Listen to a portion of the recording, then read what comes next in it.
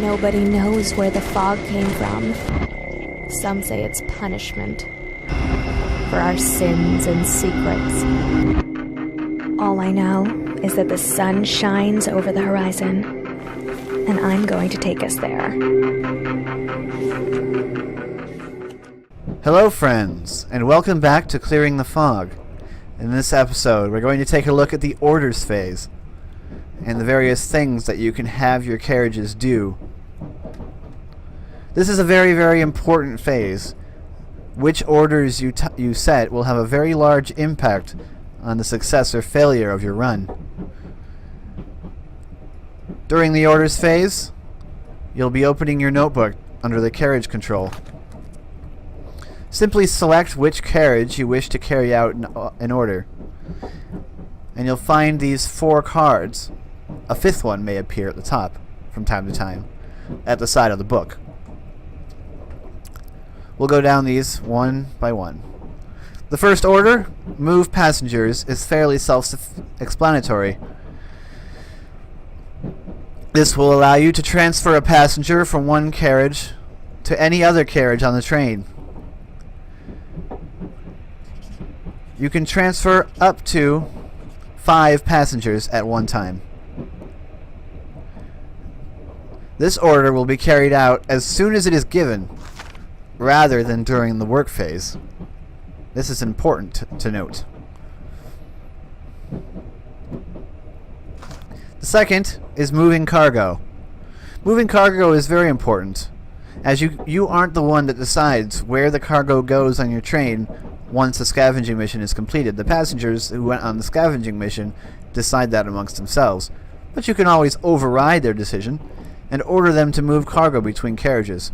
This will be very necessary, as you'll need to distribute food resources to new carriages. This is also why it's important to limit the number of carriages you're currently using as much as possible. To move cargo, simply select the carriage you wish to move the cargo from. Click on the Move/Dump Cargo button. Select the cargo. Then select the carriage you wish to move the cargo to, and select Dispatch.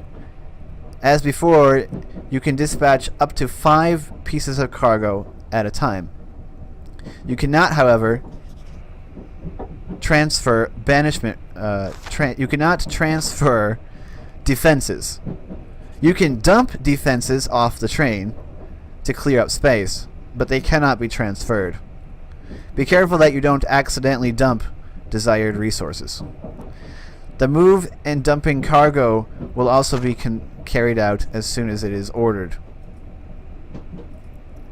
The next and possibly most important card is train upgrades. If we look at the first page of the notebook, we'll see our current upgrades. These will all start at 0. During the course of the game, you can upgrade each section 3 times, and these will have very important ramifications for your train. Upgrading the engine increases the fuel storage and makes it more fuel efficient. This is an extremely important upgrade for the longevity of your session. Structural upgrades harden the carriages against damage. I don't know if this has an effect yet during fear attacks, but your train can be attacked directly by the military, and structure will definitely help you survive. Power is another very important upgrade. We'll be discussing power in depth when we talk about scavenging missions. Your train has an onboard battery. The engine, while it's running, charges this battery. There are times during the game where you'd wish to turn your engine off, and the battery will drain very quickly. Upgrading the battery allows it to store more power, allows your carriages to draw more power,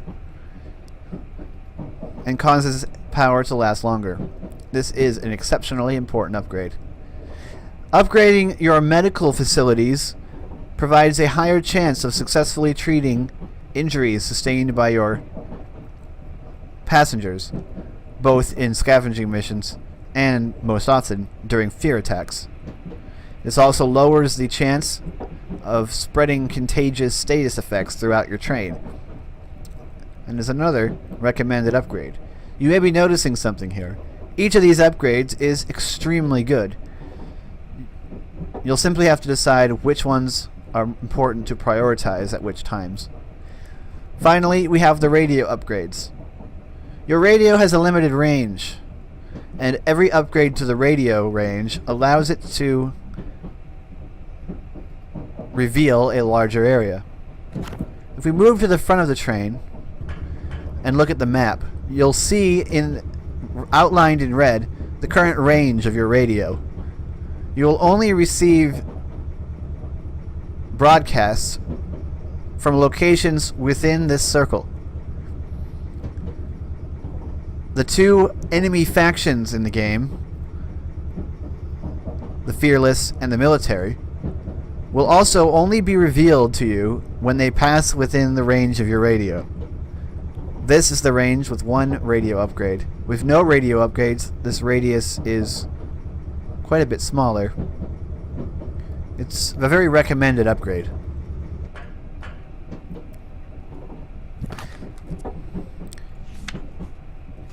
When you select the upgrade card, you'll be able to select the carriage that carries out the upgrade, and then have them upgrade one thing at a time.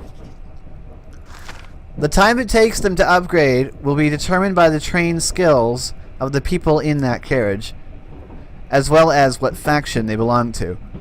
This carriage, for example, is led by the Lord's Defiance faction. They have bonuses to repairing and upgrading carriages. On the Train Skills tab, you can see what skills your various passengers possess. This one down here, which looks like a gear with an arrow on it, is the upgrade skill. The more passengers you have with a higher skill level in upgrade, the faster this carriage will upgrade the train.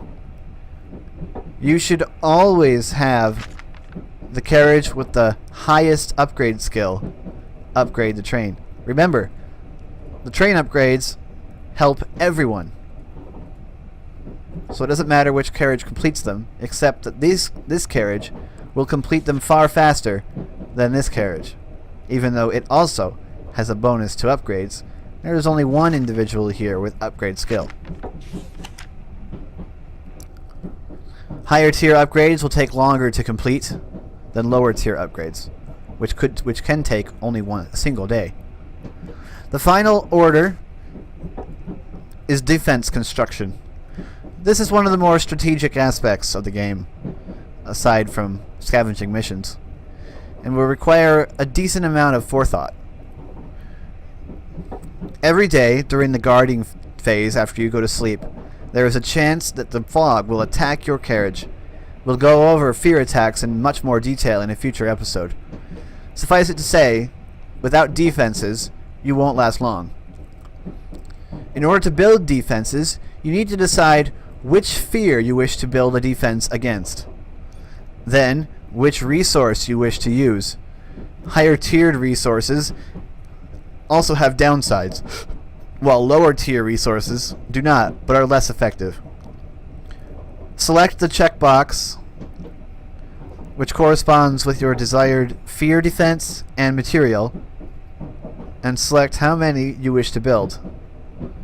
Then, press build in order to tell that carriage to build the defense. Remember, you can never transfer defenses from one carriage to the next, and they take up a cargo slot. So be very judicious in your building of defenses. Defenses can usually take several days to complete as well. And the skill at which your carriage is at building defenses will determine how quickly they are constructed. As we can see, no one on our carriages is particularly skilled at building defenses. No one has it as their forte, which is this screen pie piece right here. Once you have given all of your orders, simply press the tab key or click on the clock at the front of the train to advance to the work phase. This is when most of the work will actually be carried out on the orders that you have selected. Be careful not to accidentally skip the orders phase, as a day without work is a day that might lead to your demise. I hope you've enjoyed this episode of Lifting the Fog. Stay tuned for future episodes. I'm Sentinel H, and I'm signing out.